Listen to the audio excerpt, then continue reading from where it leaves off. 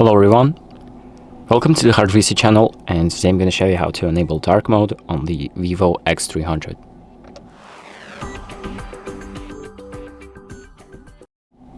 So dark mode is a screen mode when every single app is basically in dark mode. So everything that's white, so these like buttons, they're replaced with a darker variant, which also helps with battery life, since the pixels are going to be darker or even turned off fully if you have an OLED screen, and that means that less battery is consumed because less pixels are lit up.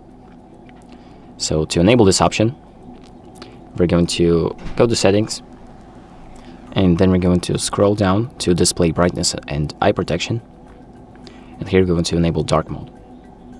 And here, as you can see, everything goes black, and the screen is darker and might be even easier on the eyes. So you also have dark mode settings. So you have dim home screen wallpaper, which also changes the brightness of the wallpaper itself. And you also have the scheduled switch, so you can decide when dark mode is enabled or disabled if you want that.